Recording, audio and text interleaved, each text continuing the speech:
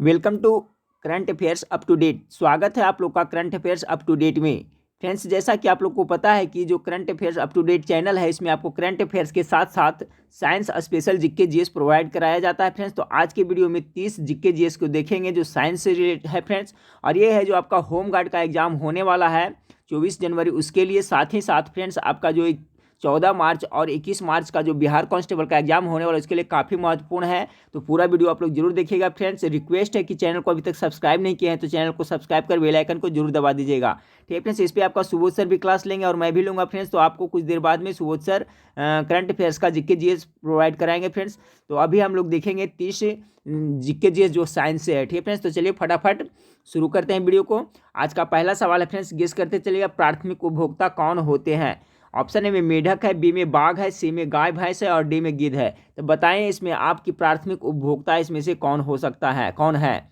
तो इसका जो राइट आंसर होगा फ्रेंड्स, ऑप्शन नंबर सी, गाय और भैंसे जो प्राथमिक उपभोक्ता के अंतर्गत आते हैं। देखिए फ्रेंड्स, आपको इसका कॉन्सेप्ट मैं क्लियर कर रहा हूँ। सबसे पहले आप जाने उत्पादक किसे कहते हैं। ठीक है, उत्पादक। तो उत्पादक किसे कहते हैं? तो जितने भी हरे पौधे हैं जो अपना खाना स्वयं बनाते हैं, उसको उत्पादक की श्रेणी में रखते हैं। तो जितने भी घास हो गया, हरे पौधे होंगे, जितने भी है वनस्पति हो गया फ्रेंड्स, सभी है जो उत्पादक की श्रेणी के अंतर्गत आते हैं। और जो उत्पादक को पहली बार खाता है उसे क्या कहते हैं? प्रथम उपभोक्ता। तो जितने भी शाकाहारी जीव हैं, जो घास खाते हैं, शाकाहारी जीव हैं, वो सभी है जो प्राथमिक उपभोक्ता के अंतर्गत आएंगे। तो देखिए, प्राथमिक उपभोक्ता किसे कहते हैं? तो देखिए, गाय भैंस शाकाहारी जीव है, तो ये हो गया आपका क्या? प्राथमिक उपभोक्ता। उसी तरह से बकरी है, देखिए शाकाहारी है, वो भी प्राथमिक उपभोक्ता हो जाएगा। अब देखिए, जो प्राथमिक उपभोक्ता का दूसरा खाएगा वो हो जाएगा क्या? द्वितीय उपभोक्ता। और जो द्वितीय उपभोक्ता खाएगा वो क्या हो जाएगा? तीसरी उपभोक्ता। तो इस तरह से कॉन्सेप्ट क्लियर रखें। तो प्राथमिक उपभोक्ता कौन होते हैं? तो गाय और भैंस यानी शाकाहारी जीव। सवाल नंबर 2 फ्रेंड्स, देखिए, विडाल टेस्ट क्यों किया जाता है? आप देखिए फ्रेंड्स, किसी को फीवर लगा रहता है, बहुत दिन से फीवर जल्दी नहीं छूटता है फ्रेंड्स, यानी ढेर दिन से बुखार लगा हुआ है, तो उसको विडाल टेस्ट करवाया जाता है, क्योंकि कहता है उसको टाइफाइड हो गया है। ठीक है, तो टाइफाइड बुखार के लिए आपका विडाल टेस्ट किया जाता है। याद रखिएगा, विडाल टेस्ट किसके लिए? तो टाइफाइड बुखार के लिए। सवाल नंबर 3 को देखें। सवाल नंबर 3 है फ्रेंड्स कि आपका मनुष्य के जीभ में कड़वाहट की संवेदना किस भाग में होती है? एक सवाल आपका फ्रेंड्स हाल ही का जो एग्जाम हुआ है बीपीएससी में हुआ, पूछा है भी शायद फ्रेंड्स। और आपका जो बिहार फॉरेस्ट था उसमें ये पूछा था। तो मनुष्य के जीभ में कड़वाहट का संवेदना किस भाग में होती है? अगला भाग में, किनारे भाग पर, किनारों पर, मध्य भाग में या पिछला भाग में? तो इसका राइट आंसर क्या होगा? तो देखिए, जो कड़वाहट का संवेदना होता है फ्रेंड्स वो पिछला भाग पर होता है। ठीक है, 3 का right answer option number D हो जाएगा।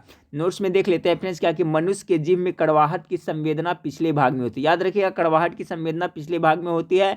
जीभ के ऊपरी सतह पर कई छोटे छोटे अंकुर होते हैं, देखिए निकला हुआ रहता है, जिन्हें स्वाद कलिका कहते हैं। ठीक है, ये भी पूछा जाता है, क्या कहते हैं इसे? स्वाद कलिका कहता है। इन्हीं स्वाद कलियों द्वारा मनुष्य को भोजन के विभिन्न स्वादों जैसे मीठा, खारा, कड़वा आदि का ज्ञान होता है। अब देखिए, जीभ के अग्रभाग से मीठे स्वाद का, याद रखिएगा फ्रेंड्स, देखिए इंपॉर्टेंट है, कुछ भी पूछा जा सकता है कि जीभ के अग्रभाग से क्या होता है? मीठे का स्वाद का पता चलता है। आगे से क्या पता चलता है? मीठे स्वाद का। पश्च भाग से यानी पिछला भाग से क्या? कड़वे स्वाद का पता चलता है। तथा बगल के भाग से खट्टे का स्वाद आभास होता है। तो हो गया फ्रेंड्स, आगे यानी जीभ के जो अग्रभाग है उससे क्या पता चलता है? तो उससे आपका मीठा स्वाद पता चलता है, पिछला भाग से कड़वा स्वाद पता चलता है, और जो साइड में है फ्रेंड्स जीभ के बगल के, उससे क्या होता है? खट्टे स्वाद का पता चलता है। तो आपका कॉन्सेप्ट क्लियर हो गया फ्रेंड्स, तो याद रखिएगा, बहुत ही इंपॉर्टेंट है, सब प्रश्न पूछा जाता है। तो फिर से देखें कि मनुष्य के जीभ में कड़वाहट की संवेदना किस भाग में होती है? तो पिछला भाग में। आगे भाग में क्या होता है? तो मीठापन। साइड से क्या होता है? तो खट्टापन। तीनों का कॉन्सेप्ट क्लियर हो गया, सभी को याद रखें। अगला सवाल को देखिए। अगला सवाल आपका क्या है कि कौन सा रोग एक व्यक्ति से दूसरे में व्यक्ति में संक्रमित नहीं होता है? कौन सा रोग है? तो एड्स से एक दूसरे से हो सकता है फ्रेंड्स, क्योंकि उसका आपको पता है सिफिलिस भी हो जाता है, हेपेटाइटिस भी हो जाता है। आपको सिरोसिस से जो नहीं होता है, यानी सिरोसिस से जो क्या संक्रामक रोग नहीं है। कौन सा रोग एक व्यक्ति से दूसरे व्यक्ति में संक्रमित नहीं होता है? तो सिरोसिस करेक्ट आंसर हो जाएगा। इसका डिटेल देख लेते हैं कि सिरोसिस के बारे में जान ले, इससे भी पूछा जाता है तो डिटेल में कि सिरोसिस रोग संक्रामक रोग नहीं है, जिसका कारण यह एक व्यक्ति से दूसरे व्यक्ति में नहीं होता है। अच्छा, सिरोसिस मानव शरीर में यकृत से संबंधित बीमारी, पूछा जाता है टॉप मोस्ट वीवीआई जी के आपका साइंस का, कि सिरोसिस बीमारी है जो आपका कहाँ किससे संबंधित कौन सा अंग खराब होता है, तो यकृत यानी लीवर से संबंधित बीमारी है सिरोसिस, जिसमें यकृत कोशिकाएं नष्ट हो जाती है और उनके स्थान पर फाइबर तंतु का निर्माण होता है। यह रोग मुख्यतः अधिक शराब के सेवन से, हेपेटाइटिस बी के कारण तथा लीवर में अधिक वसा जमने के कारण होता है। जो ज़्यादा शराब पीता है फ्रेंड्स, ठीक है, उससे क्या होता है, सिरोसिस हो जाता है। तो इसमें देखिए बहुत इंपॉर्टेंट चीज़ हम लोग को देखने मिला। सबसे पहले तो कौन सा रोग है जो आपका इसमें संक्रामक रोग नहीं है, तो देखिए आपका जो है सिरोसिस है जो क्या है, संक्रमित रोग नहीं है, ये एक दूसरे से व्यक्ति में नहीं फैलता है। सिरोसिस से कौन सा अंग प्रभावित होता है, तो लीवर यानी यकृत प्रभावित होता है, और ज़्यादा जो शराब पीता है फ्रेंड्स उसके कारण से होता है। चलिए अगला सवाल को लेते हैं कि खुला परिवहन तंत्र किसमें पाया जाता है, तो 5 का राइट आंसर क्या होगा, जो कॉकरोच होता है फ्रेंड्स उसमें क्या होता है, खुला परिवहन तंत्र पाया जाता है। देखिए सभी प्रश्न किसी न किसी एग्जाम से पूछा हुआ है फ्रेंड्स, और आगे जो भी एग्जाम है उसके लिए बहुत ही महत्वपूर्ण है, पूछे जाने की पूरी संभावना है। तो आप लोग का फ्रेंड्स आपको लेके स्पेशली चैनल बनाया जिसपे करंट अफेयर्स के साथ साथ स्पेशल साइंस का जीके जीएस प्रोवाइड करूंगा। तो आप लोग की सपोर्ट की जरूरत है फ्रेंड्स। आप लोग क्या है कि वीडियो को लाइक करें, कि चैनल को सब्सक्राइब कर लें, और दोस्तों में शेयर करना बिल्कुल ना भूलें, ताकि हम लोग का भी हौसला बढ़ा रहे फ्रेंड्स, और इस पर कंटिन्यू वीडियो मैं प्रोवाइड कराता रहूँ साइंस का। तो क्या है फ्रेंड्स आपका कि खुला परिवहन तंत्र किसमें पाया जाता है, कॉकरोच में पाया जाता है। अगला सवाल को लेते हैं। अगला सवाल आपका है कि किस हार्मोन की कमी से शारीरिक वृद्धि रुक जाती है। टॉप मोस्ट वीवीआई सवाल है फ्रेंड्स, इसका आंसर सही करके आप लोग बताएं कौन सा हार्मोन है जिसके कारण से शरीर की वृद्धि रुक जाती है। सवाल नंबर 6 का राइट आंसर क्या होगा, गेस करिए। सवाल नंबर 6 का राइट आंसर होगा फ्रेंड्स ऑप्शन नंबर बी, ठीक है, सोमोटोट्रोपिक हार्मोन। सोमोटोट्रोपिक हार्मोन को शॉर्ट में, ये फुल फॉर्म हो गया फ्रेंड्स, इसको शॉर्ट में क्या कहते हैं आप लोग को बताएंगे तो आपको समझ में आ जाएगा, लेकिन याद रखिएगा फ्रेंड्स कहीं पे शॉर्ट फॉर्म न दे करके फुल फॉर्म देता है। तो किस हार्मोन की कमी से शरीर की वृद्धि रुक जाती है, तो सोमेटोट्रोपिक हार्मोन के कारण से। अब देखिए यहाँ पर आपको याद आएगा एसटीएच हार्मोन, आप लोग सुना होगा, कहीं कहीं देखिए दे देगा फ्रेंड्स आपको कौन सा हार्मोन से वृद्धि रुक जाती है, तो आपको एसटीएच खाली लिख देगा, ठीक है, पूरा नहीं। तो इसका पूरा फुल मात रखिएगा फ्रेंड्स, क्या होता है, सोमेटोट्रोपिक हार्मोन, यानी अर्थात एसटीएच की कमी से शारीरिक वृद्धि रुक जाती है, जिससे व्यक्ति बौना या नाटा हो जाता है। सवाल यही पूछा जाता है फ्रेंड्स, कौन सा हार्मोन प्रभावित होने से, स्राव नहीं होने से व्यक्ति बौना हो जाता है, तो ये एसटीएच, जिसको क्या कहते हैं, सोमेटोट्रोपिक हार्मोन, ठीक है। तो मेरे ख्याल से आपका कॉन्सेप्ट क्लियर हो गया फ्रेंड्स। अगला सवाल को लेते हैं। अगला सवाल आपका है कि जठर रस में कौन सा एंजाइम पाया जाता है, तो जो जठर रस होता है इसमें कौन सा एंजाइम पाया जाता है फ्रेंड्स, तो इसका राइट आंसर क्या होगा, गेस करें। इसका जो राइट आंसर हो जाएगा फ्रेंड्स आपका ऑप्शन नंबर डी हो जाएगा, ठीक है। जठर रस में कौन सा एंजाइम पाया जाता है, तो रेनिन, जठर लाइपेज और आपका पेप्सिन सभी पाया जाता है। देखिए जठर रस में रेनिन, जठर लाइपेज और पेप्सिन एंजाइम पाया जाता है, यानी तीनों पाया जाता है। तो आपका 7 का जो राइट आंसर हो जाएगा क्या हो जाएगा, ऑप्शन नंबर, यहाँ पर डी होगा फ्रेंड्स, यहाँ मिस्टेक हुआ है, ऑप्शन नंबर डी हो जाएगा, उपयुक्त सभी पाया जाता है, ठीक है। याद रखिएगा जो जठर रस है इसमें कौन कौन पाया जाता है, तो रेनिन, जठर लाइपेज और पेप्सिन सब पाया जाता है। अब इसका नोट्स में यहाँ पर देख लेते हैं फ्रेंड्स, यहाँ पर टाइपिंग में मिस्टेक हुआ है, यहाँ पर डी होना चाहिए। करा जठर रस में रेनिन, जठर लाइपेज और पेप्सिन एंजाइम पाया जाता है, जो पाचन क्रिया में मदद करते हैं। जठर रस आमाशय में रहने वाला एक एसिड होता है, जिसे गैस्ट्रिक एसिड भी कहा जाता है, ठीक है। यानी आपका जो जठर रस उसको गैस्ट्रिक एसिड भी कहा जाता है। तो याद रखिएगा क्या क्या पाया जाता है जठर रस में, रेनिन, जठर लाइपेज और पेप्सिन।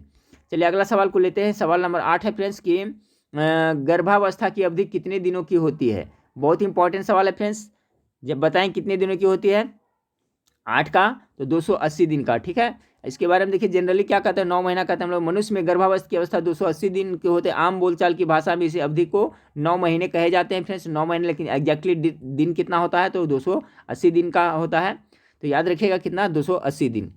चलिए अगला सवाल को लेते हैं।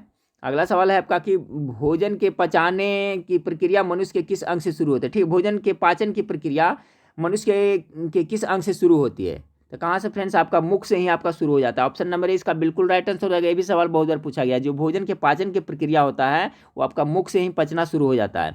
अगला सवाल है फ्रेंड्स एंजाइम क्या है, ये भी सवाल बहुत बार रिपीट हुआ है, एंजाइम क्या है।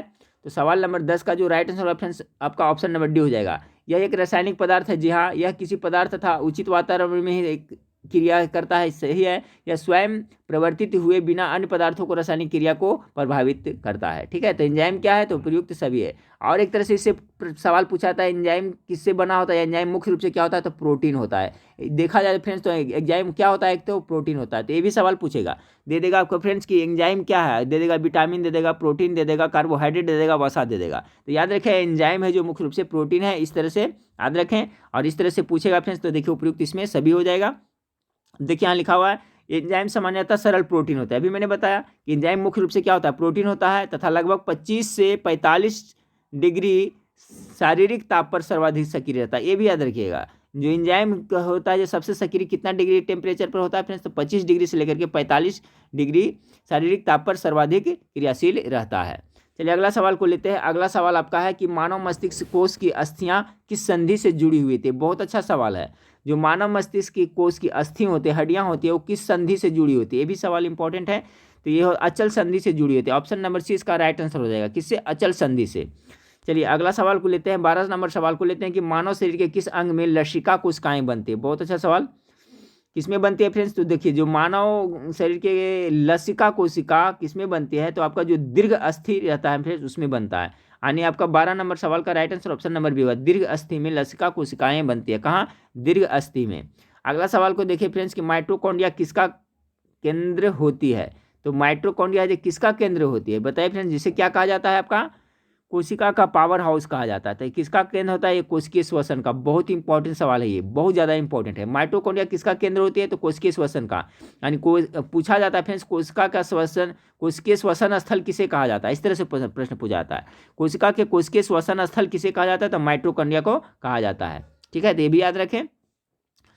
उसके बाद में फिर आपका प्रोटीन फैक्ट्री किसे कहा जाता है, फिर याद रखिएगा आपको, प्रोटीन फैक्ट्री किसे, राइबोसोम को प्रोटीन फैक्ट्री कहा जाता है। ये भी याद रखिएगा, राइबोसोम को क्या कहा जाता है, प्रोटीन फैक्ट्री कहा जाता है। माइटोकॉन्ड्रिया को पावर हाउस कहा जाता है सेल का, और आपको आत्महत्या की थैली लाइसोसोम को कहा जाता है। तो सबका याद रखें। यहाँ सवाल था माइटोकॉन्ड्रिया किसका केंद्र होती है, तो आपको उसकी श्वसन का। अगला सवाल को देखिए। अगला सवाल 14 नंबर सवाल आपका है कि मनुष्य के शरीर में पाए जाने वाले परजीवी कौन सा है। तो हमारे शरीर में परजीवी कौन पाया जाता है, राउंड वर्म, टेप वर्म या पिन वर्म। उपयुक्त सभी हो जाएगा। हमारे शरीर में ये तीनों परजीवी पाया जाता है, राउंड वर्म भी, टेप वर्म और पिन वर्म भी। चलिए सवाल नंबर 15 को देखें। सवाल नंबर 15 है, सेलुलोज किसका मुख्य घटक है। सभी क्वेश्चन छाट करके आप लोग को प्रोवाइड करा जाए फ्रेंड्स, जो एग्जाम टाइप है वही, तो पूरा सब जरूर याद करके जाएँ। सेलुलोज किसका मुख्य घटक होता है फ्रेंड्स, बताएं। ये देखिए कोशिका भित्ति का होता है। ठीक है, कोशिका भित्ति, देखिए इससे सवाल और क्या पूछा जाता है कि कोशिका भित्ति किसमें पाया जाता है, तो पादप कोशिका में कोशिका भित्ति पाया जाता है, जंतु कोशिका में नहीं पाया जाता है। यही कारण है कि दोनों में मुख्य अंतर यही है। मुख्य अंतर पूछा जाता है तो कोशिका, पादप कोशिका में कोशिका भित्ति पाया जाता है और जंतु कोशिका में नहीं पाया जाता है। तो सेलुलोज किसका मुख्य घटक होता है फ्रेंड्स, तो कोशिका भित्ति का होता है। इसके बारे में थोड़ा डिटेल देख लें कि सेलुलोज कोशिका भित्ति का मुख्य घटक है। याद रखें, सेलुलोज है जो कोशिका भित्ति का मुख्य घटक है। कोशिका भित्ति, सेल वॉल जिसे अंग्रेजी में कहते हैं, का मुख्य अवयव क्या होता है, सेलुलोज होता है। ये भी याद रखिएगा। सेलुलोज पौधों का संरचनात्मक शक्ति प्रदान करने के लिए उत्तरदायी है। पादप कोशिका सबसे बाहरी, कठोर, मजबूत, मोटी तथा छिद्रयुक्त पारगम्य तथा निर्जीव आवरण को कोशिका भित्ति कहते हैं। कोशिका भित्ति किसे कहते हैं, जैसे कोई भी पेड़ पौधा उसका जो बाहरी आवरण है फ्रेंड्स, उसी को कोशिका भित्ति कहते हैं, जिससे उसको क्या मजबूती प्रदान होता है पेड़ पौधे को। तो यहाँ सवाल था सेलुलोज किसका मुख्य घटक है फ्रेंड्स, तो आपका सेलुलोज किसका, आपका कोशिका भित्ति का है। चलिए सवाल नंबर अगला है फ्रेंड्स आपका, टॉक्सिकोलॉजी किसका अध्ययन होता है। बहुत अच्छा सवाल है फ्रेंड्स। टॉक्सिकोलॉजी किसके, इसके अंतर्गत क्या अध्ययन क्या आता है, वायरस का, बैक्टीरिया का, रोगों का या विषों का। तो इसके अंदर आपको विषों का अध्ययन किया जाता है। ठीक है, टॉक्सिकोलॉजी के अंतर्गत विषों का अध्ययन किया जाता है, याद रखिएगा। चलिए अगला सवाल को लेते हैं फ्रेंड्स कि कोशिका का आत्मघाती थैली किसे कहते हैं। अभी मैंने बताया था फ्रेंड्स, आत्महत्या की थैली किसे कहते हैं, तो लाइसोसोम को कहते हैं। राइबोसोम को क्या बताए थे, प्रोटीन फैक्ट्री बताए थे। माइटोकॉन्ड्रिया को क्या बताए थे, और कोशिका का पावर हाउस। तो सभी का कॉन्सेप्ट क्लियर रखे। 17 का राइट आंसर ऑप्शन मेरे हो जाएगा, लाइसोसोम। अगला सवाल को लेते हैं फ्रेंड्स, डीएनए का फुल फॉर्म क्या होता है। ये भी देखिए बहुत बार एग्जाम में रिपीट हुआ है। क्या होता है, डिऑक्सी राइबो न्यूक्लिक अम्ल होता है। यानी ऑप्शन नंबर डी इसका बिल्कुल राइट आंसर हो जाएगा। याद रखिए डीएनए। ठीक है, डीएनए का फुल फॉर्म डिऑक्सी न्यूक्लिक अम्ल होता है। चलिए सवाल नंबर 19 को देखते हैं। सवाल नंबर 19 आपका है कि पौधे के उत्तक कितने प्रकार के होते हैं। तो पौधे में उत्तक मुख्य रूप से कितने प्रकार के होते हैं, तो आप 3 प्रकार के होते हैं। ठीक है, कौन कौन होते हैं फ्रेंड्स देख लें। पौधे में केवल 3 प्रकार के उत्तक होते हैं, त्वचीय उत्तक, ग्राउंड उत्तक और संवहन उत्तक। त्वचीय उत्तक शाकीय पौधे का बाह्य सतह को आच्छादित करता है। ठीक है, तो देखिए संवहन उत्तक में जैसे जाइलम और फ्लोएम का नाम सुने होंगे फ्रेंड्स। जाइलम क्या होता है कि जल को है जो जड़ से पूरे पेड़ पौधे के अंग तक पहुंचाता है, और फ्लोएम होता है जो वहाँ से खाना बनता है फ्रेंड्स। वो फ्लोएम है जो खाद्य पदार्थ के संवहन के लिए जिम्मेदार है, जबकि जल और खनिज लवण के लिए है जो आपका पेड़ पौधे को जड़ से लेकर के कौन ले जाता है ऊपर तक, जाइलम ले जाता है। तो इसका बहुत बार बता चुके हैं, सबका कॉन्सेप्ट क्लियर रखें। आज पूछा ये सवाल क्या पूछ रहा है इसमें, फिर पौधे के में उत्तक कितने प्रकार के होते हैं, तो 3 प्रकार के होते हैं फ्रेंड्स। कौन कौन था, तो त्वचीय उत्तक, ग्राउंड उत्तक और संवहन उत्तक। चलिए अगला सवाल को लेते हैं। अगला सवाल आपका है कि शरीर में सबसे बड़ी अंतःस्रावी ग्रंथि कौन सी है? बहुत अच्छा सवाल है। अंतःस्रावी ग्रंथि सबसे कौन है शरीर में फ्रेंड्स? तो ऑप्शन नंबर ए अपटू ग्रंथि, यानी जिसे अपटू यानी थायराइड ग्रंथि है जो अंतःस्रावी सबसे बड़ी ग्रंथि है। और पूछा जाता है फ्रेंड्स क्या आपका कि कौन सा ग्रंथि है जो अंतःस्रावी बाह्यस्रावी दोनों है? तो अग्नाशय ग्रंथि, जिसे अंग्रेजी में क्या कहते हैं? पैनक्रियाज ग्रंथि कहते हैं, जिससे इंसुलिन का स्रावित होता है। अगला देखिए यहाँ पर लिखा हुआ फ्रेंड्स कि आपका नोट्स में कि शरीर में सबसे बड़ी अंतःस्रावी ग्रंथि अपटू यानी थायराइड ग्रंथि है। थायराइड ग्रंथि श्वास नली के दोनों ओर स्थित दो पलियों से बने होते हैं। ठीक है, श्वास नली जो हम लोग को होता है गर्दन, वहीं पे बनी होती है। चलिए अगला सवाल को लेते हैं फ्रेंड्स। अगला सवाल आपका है कि निकट दृष्टि दोष को क्या कहते हैं? देखिए इसमें आपको बहुत सा होता है, कोई हाइपरमाइटोपिया मार देते हैं, कोई मायोपिया मारते हैं। तो इसका एक मैं ट्रिक बता देता हूँ फ्रेंड्स अपने हिसाब से, जो आपको जिंदगी में कभी कंफ्यूज नहीं होगा। ठीक है, मायोपिया, मायोपिया नहीं मोरपिया। मोरपिया कहाँ रहेगा? निकट रहेगा ना। मायोपिया को हम लोग का क्या कहते हैं फ्रेंड्स? आपको मोरपिया कहते हैं। तो मोरपिया कहाँ होता है? निकट में होते हैं। तो अब देखिए कभी भूलिएगा, कहेगा मायोपिया तो मोरपिया याद रखे, तो मोरपिया कहाँ रहेंगे? निकट में, निकट दृष्टि दोष। कहने का मतलब है निकट दृष्टि दोष को मायोपिया कहा जाता है। हाइपरमाइपोपिया किसको कहता है? कहा जाता है फ्रेंड्स। तो आपका हो गया दूरदृष्टि दोष को। ठीक है, हाई उसको कहा जाता है। तो ये आपका जब ये क्लियर रहेगा फ्रेंड्स तो आपका वो पकड़ा जाएगा। तो निकट दृष्टि दोष याद रखिएगा, मायोपिया। अब देखिए निकट दृष्टि दोष को दूर करने के लिए कौन सा लेंस का प्रयोग किया जाता है? तो अवतल लेंस का प्रयोग किया जाता है। ठीक है, निकट दृष्टि दोष के लिए दूर कर लिए अवतल लेंस का प्रयोग किया जाता है, जबकि आपका दूरदृष्टि दोष है उसके लिए क्या कहा जाता है? उत्तल लेंस का प्रयोग किया जाता है। ठीक है, उत्तल लेंस। तो याद रखिएगा। तो हमको इसमें कंफ्यूजन कहाँ होता था, वही को दूर करना था अपने। निकट दृष्टि दोष, मायोपिया, मोरपिया कहाँ रहेंगे? निकट में रहेंगे। अब देखिए वो अपना पकड़ा जाएगा। अब दूसरा में हो गया फ्रेंड्स हाइपर मेट्रोपिया, किसको कहेंगे? तो हाइपर मेट्रोपिया कैसे कहेंगे? तो दूरदृष्टि दोष, दूरदृष्टि दोष को कहेंगे। ठीक है, यहाँ पर देखिए दिया हुआ है। तो मेरा हिसाब से आपका कॉन्सेप्ट क्लियर हो गया फ्रेंड्स। अगला सवाल को लेते हैं। मानव शरीर में कोशिका की खोज किसने की थी? तो देखिए भी आरआरबी एनटीपीसी में पूछा गया है सवाल है। किसने किया था? रॉबर्ट हुक ने किया था ना। 22 का जो राइट आंसर क्या हो जाएगा? ऑप्शन नंबर बी हो जाएगा। कोशिका का खोज किसने किया था? तो रॉबर्ट हुक ने किया था। चार्ल्स डार्विन के बारे में फ्रेंड्स सभी को पता है, प्रकृति का वर्ण सिद्धांत। ठीक है, नेचुरल सिलेक्शन का सिद्धांत चार्ल्स डार्विन ने दिया था। और बुक क्या लिखा था? द ओरिजिन ऑफ स्पीसीज के लेखक यही है। तो ये देखिए बार बार रिपीट होता है, इसका भी याद रखिएगा। नेचुरल सिलेक्शन का सिद्धांत चार्ल्स डार्विन ने दिया था। ठीक है, याद रखिएगा। चलिए अगला सवाल को देखते हैं। रक्त उत्पत्ति कहाँ होती है? ठीक है, देखिए 2-3 तरह से क्वेश्चन पूछा जाता है। कभी पूछा जाता है आरबीसी एंड रेड ब्लड कॉर्पुलेसेस का निर्माण कहाँ होता है, या तो रक्त की उत्पत्ति कहाँ होती है? तो आपका बोन मैरो, अस्थि मज्जा में होता है। ठीक है, रक्त का उत्पत्ति कहाँ होता है? तो अस्थि मज्जा में। इस तरह से भी पूछेगा तो अस्थि मज्जा हो गया फ्रेंड्स। या तो सवाल घुमा कर पूछेगा कि लाल रक्त कणिका का निर्माण कहाँ होता है? तो आपका अस्थि मज्जा में होता है। लाल रक्त कणिका का जीवन काल कितना होता है? 120 दिन का होता है। WBC का जीवन काल कितना होता है? तो 3 से 4 दिन होता है। हमारे शरीर में प्रतिरक्षा का काम कौन करता है फ्रेंड्स? तो आपको WBC ही करता है। ठीक है, WBC है जो बाहरी जीवाणुओं से लड़ने के लिए प्रतिरोधी क्षमता विकास करता है, WBC। तो सब याद रखें सब। अगला सवाल को लेते हैं। अगला सवाल आपका हो गया कि हृदय की धड़कन को उत्तेजित करने वाला हार्मोन कौन सा? बहुत इंपॉर्टेंट सवाल है फ्रेंड्स, ये सवाल पूछा जाता है, इसको जरूर याद करें। आप लोग गेस करें इसका सही करते हैं कि नहीं। हृदय की धड़कन को उत्तेजित करने वाला कौन सा हार्मोन है? थायरोक्सिन है, गैस्ट्रिन है, ग्लाइकोजन है, या डोपामाइन है? ऑप्शन नंबर ए बिल्कुल करेक्ट आंसर हो जाएगा आपका 24 का फ्रेंड्स। थायरोक्सिन हार्मोन है जो हृदय की धड़कन गति को उत्तेजित करता है। कौन सा? थायरोक्सिन। चलिए सवाल नंबर 25 को देखिए। रक्त परिसंचरण का खोज किसने किया था? तो किसने किया था फ्रेंड्स? रक्त परिसंचरण यानी ब्लड सर्कुलेशन का खोज विलियम हार्वे ने किया था। इसमें कंफ्यूजन कहाँ होता है विद्यार्थी में? एक होता है रक्त परिसंचरण है फ्रेंड्स, दूसरा क्या है? ब्लड ग्रुप है। तो ब्लड ग्रुप का खोज किसने किया था? लैंड स्टीनर ने। ठीक है, ब्लड ग्रुप का यानी रक्त समूह का कौन कौन सा रक्त, जैसे AB हो गया, O हो गया, तो इसका खोज किया था आपका लैंड स्टीनर ने। लेकिन जो रक्त परिसंचरण होता है हमारे शरीर में, भ्रमण करता है, सर्कुलेशन होता है, उसका खोज रहेगा तो विलियम हार्वे हो जाएगा। आज रखिए फ्रेंड्स। ग्रेगर जॉन मॉन्डल के बारे में सब जानते हैं फ्रेंड्स, आनुवंशिकी का पिता कहा जाता है, जिन्होंने मटर के पौधा पे प्रयोग किया था। चलिए और है फ्रेंड्स आपका कि देखिए रक्त परिसंचरण तंत्र की खोज विलियम हार्वे ने की थी, जो एक इंग्लैंड के चिकित्सक से। याद रखिए फ्रेंड्स, विलियम हार्वे कहाँ के रहने वाले थे? इंग्लैंड के थे। इन्होंने खुद के शरीर पर प्रयोग कर करके यह समझाने की कोशिश की कि शरीर में रक्त एक बंद चक्र में बहता है। ठीक है, चलिए सवाल नंबर 26 को देखें कि निर्जलीकरण में शरीर के किस पदार्थ की हानि होती है? बहुत इंपॉर्टेंट सवाल है फ्रेंड्स। डिहाइड्रेशन, देखिए अंग्रेजी में इसको क्या कहते हैं? डिहाइड्रेशन कहते हैं। निर्जलीकरण में शरीर के किस पदार्थ की हानि होती है? तो इसमें आपका हो जाएगा सोडियम क्लोराइड की हानि होती है। ऑप्शन नंबर 20 का बिल्कुल राइट आंसर हो जाएगा। चलिए सवाल नंबर 27 को देखिए फ्रेंड्स। सवाल नंबर 27, कैल्शियम के अवशोषण में कौन सा विटामिन सहायक होता है? बहुत इंपॉर्टेंट है। तो देखिए कैल्शियम है कि सहायक अवशोषण में विटामिन डी नहीं रहेगा फ्रेंड्स तो कैल्शियम का हमारे शरीर में अवशोषण नहीं होगा। बहुत अच्छा सवाल है। कैल्शियम के अवशोषण में कौन सा विटामिन सहायक होता है? तो विटामिन डी होता है। अब देखिए यहाँ पर विटामिन डी कैल्शियम के अवशोषित करने और उसके प्रयोग करने में शरीर की सहायता करने के लिए आवश्यक है। वास्तव में शरीर में विटामिन डी के बिना कैल्शियम का अवशोषित नहीं कर सकता। बहुत इंपॉर्टेंट है। तो कैल्शियम के अवशोषण के लिए विटामिन डी जरूरी है। चलिए सवाल नंबर 28 को देखते हैं। मासिक धर्म कितने दिनों का होता है? स्त्रियों में जो मासिक धर्म होता है फ्रेंड्स कितने दिनों का होता है? तो इसका 28 दिन राइट आंसर हो जाएगा। ठीक है, कितना? 28 दिन के लिए होता है, 28 दिन बाद होता है, यानी 28 दिनों का होता है। चलिए अगला है फ्रेंड्स आपका कि इंसान का बायोलॉजिकल नेम क्या है? ठीक है, तो क्या है फ्रेंड्स? होमोसेपियंस कहा जाता है ना इंसान का biological name. Option number C इसका राइट आंसर हो जाएगा। चलिए इस वीडियो का लास्ट सवाल है फ्रेंड्स आपका, अमरबेल एक उदाहरण है, किसका उदाहरण है? तो गेस करिए अमरबेल किसका उदाहरण है?